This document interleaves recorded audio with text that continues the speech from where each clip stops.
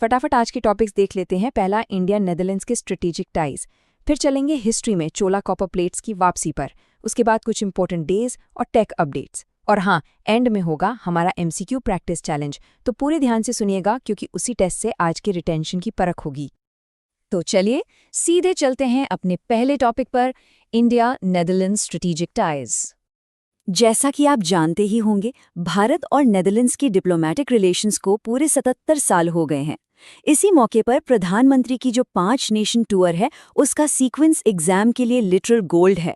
ध्यान दीजिएगा, सबसे पहले यूएई, उसके बाद नेदरलैंड्स जहां इन रिश्तों को स्ट्रैटेजिक पार्टनरशिप का दर्जा मिला, तीसरा नंबर स्वीडन का, चौथा नॉर्वे और पांचवा इटली। ये सीक्वेंस अक्सर एग्जाम्स में डायरेक्टली पूछ लिया जाता है, तो इसको अपनी नोट्स में जरूर लिख लीजिए। अब आते हैं इकोनॉमी के नंबर्स पर, जो थोड़े हैवी लग सकते हैं पर बहुत क्रूशियल हैं। हमारा बायलैटरल ट्रेड देखिए 13.5 बिलियन यूरोस क्रॉस कर चुका है। मतलब अगर हम इसको रुपए में सोचें तो ये करीब 1.26 लाख करोड़ रुपए बनता है। और फॉरेन डायरेक्ट इन्वेस्टमेंट यानी एफडीआई की बात करें तो ग्लोबली नेदरलैंड्स भारत में 5वां सबसे बड़ा इन्वेस्टर बन गया है।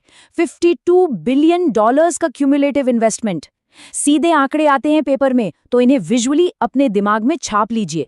और बात सिर्फ पैसों की नहीं है, टेक और बाकी सेक्टर्स में भी बहुत तगड़ा कोलैबोरेशन चल रहा है। सेमीकंडक्टर्स के स्पेस में नेदरलैंड्स की टेक जायंट ASML के साथ हमारा टाई अप है। डिफेंस और साइबर सिक्योरिटी तो है ही, लेकिन सबसे खास बात नोट करने वाली है वाटर मैनेजमेंट।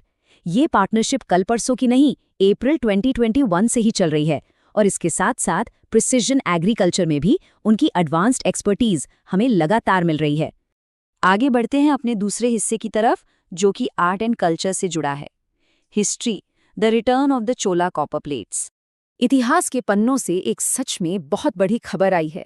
करीब 300 साल बाद, जी हाँ 300 साल बाद, अनायमंगलम कॉपर प्लेट्स, जिन्हें हम कॉमनली लाइडन प्लेट्स भी कहते हैं, आखिरकार भारत वापस आ रही हैं। इनके फिजिकल फैक्ट्स याद रखना ऑब्जेक्टिव क्वेश्चंस के लिए बहुत जरूरी है। इस सेट में 21 बड़ी और 3 छोटी प्लेट्स हैं। टोटल वजन सुनेंगे लगभग 30 किलो। इन पर तमिल और संस्कृत भाषाओं में इंस्क्रिप्शंस हैं। और ये सारी प्लेट्स एक ब्रॉन्ज रिंग से आपस में जुड़ी हुई हैं, जिस पर रॉयल चोला सील लगी है। उस जमाने की शिल्पकला सच में नेक्स्ट लेवल की है ना। अब जरा इन प्लेट्स की जर्नी को स्टेप बाय स्टेप समझते हैं। बात शुरू होती है 11वीं सेंचुरी से, जब राजेंद्र चोला प्रथम ने इन्हें फॉर्मलाइज करके बनवाया था। फिर 1700 के दौर में क्या हुआ, फ्लोरेंशियस कैंपर नाम का एक डच मिशनरी इन्हें अपने साथ ले गया। सोचिए, 1862 से ये लाइडन यूनिवर्सिटी में ही रखी हुई थी। पर गेम चेंजर, टर्निंग पॉइंट कब आया? 2022 में, जब नई डच रेस्टिट्यूशन पॉलिसी आई। और उसी पॉलिसी की वजह से आज 2026 में इनकी हमारे देश में वापसी संभव हो सकी है। तो अब आप सोच रहे होंगे कि यूपीएससी या स्टेट एग्जाम्स के लिए ये इतना इम्पोर्टेंट क्यों है? इसका सीधा जवाब छिपा है इन प्लेट्स पर लिखी जानकारी में। इनमें साफ साफ रिकॉर्ड किया गया है कि एक हिंदू शासक राजा प्रथम ने नागापट्टिनम में एक बुद्धिस्ट मोनेस्ट्री चूड़ामणि विहारा को जमीन दान में दी थी। ये रिलीजियस हार्मनी का एक एब्सोल्यूट परफेक्ट एग्जाम्पल है। एक हिंदू राजा का एक बौद्ध संस्थान को ऐसे सपोर्ट करना, ये हमारे इतिहास की एक बहुत सुनहरी झलक है, जिसे एग्जाम पेपर्स मिस नहीं करते। चलिए अब बढ़ते हैं तीसरे सेगमेंट की तरफ, important days, economy and technology. आज 18 मई का दिन 2 बहुत महत्वपूर्ण ऑब्जर्वेंसेस के लिए जाना जाता है, तो इन दोनों को हम एक साथ कंपेयर करके याद रखते हैं। पहला है वर्ल्ड एड्स वैक्सीन डे। इसकी शुरुआत 1997 में बिल क्लिंटन की स्पीच से हुई थी। साइंस के नजरिए से याद रखना है कि HIV एक रेट्रोवायरस है जो हमारी बॉडी के CD4+ T सेल्स पर सीधा अटैक करता है। दूसरी तरफ है इंटरनेशनल म्यूजियम डे। और ध्यान दीजिएगा, इस साल की थीम पर, जो है म्यूजियम्स यूनाइटिंग अ डिवाइडेड वर्ल्ड। इसका आयोजन करने वाली संस्था आईकॉम का हेडक्वार्टर पेरिस में है। ऐसी थीम्स तो एग्जाम्स का फेवरेट पार्ट होती हैं। अब फटाफट कुछ हाई यील्ड क्विक फैक्ट्स पर नजर डालते हैं।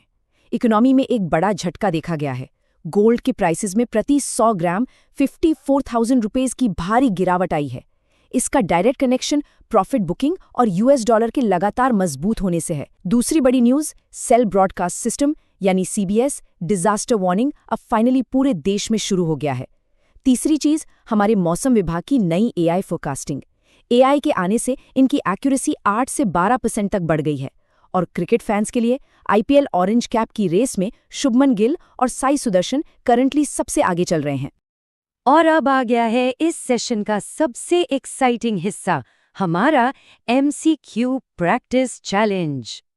तो चलिए शुरू करते हैं अपना टेस्ट, क्योंकि थ्योरी पढ़ना जितना जरूरी है उसको क्वेश्चंस में अप्लाई करना उससे भी ज्यादा जरूरी है। ये रहा पहला सवाल। इंडिया और नेदरलैंड्स ने हाल ही में अपने रिश्तों को किस दर्जे पर अपग्रेड किया है? ऑप्शंस हैं A comprehensive economic, B strategic partnership, C cultural alliance या डी डिफेंस प्रोटोकॉल। सोचिए इस बारे में थोड़ा। अभी क्लास के स्टार्ट में हमने डिस्कस किया था। जी हाँ, बिल्कुल सही सोचा आपने। सही जवाब है ऑप्शन बी स्ट्रेटेजिक पार्टनरशिप। बढ़ते हैं दूसरे सवाल पर। The inscriptions on the Chola copper plates are predominantly in which two languages? A. Tamil and Telugu. B. Tamil and Sanskrit. C. Sanskrit and Kannada. या D. Tamil and Pali. दिमाग पर जोर डालिए, कौन सी दो भाषाएं की उन भारी प्लेट्स पर? एकदम सही जवाब, ऑप्शन बी तमिल और संस्कृत। तीसरा सवाल हमारा साइंस से जुड़ा है। The HIV virus attacks which specific cells in the human immune system? Options हैं A. Red blood cells, B. CD4+ T cells, C. Platelets या D. Nerve cells. जल्दी से रिकॉल कीजिए, हमने ऑब्जर्वेंसेस वाली स्लाइड में बात की थी इसकी। एकदम परफेक्ट, इसका सही जवाब है B. CD4+ T sales. आगे बढ़ते हैं। What is the official theme for International Museum Day 2026? A. Museums for Education. B. Museums Uniting a Divided World.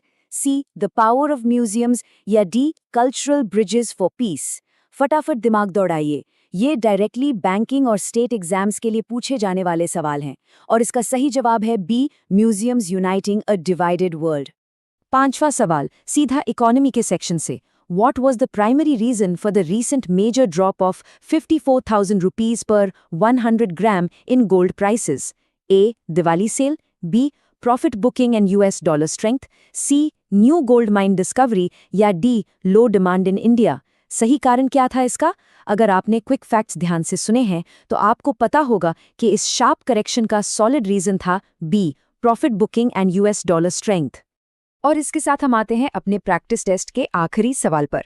How much has the IMD's new AI based weather forecasting model improved accuracy? A. 2 to 5%, B. 8 to 12%, C. 20-25% या D. 50%। Final question है, आराम से सोचिए और दिमाग लगाइए।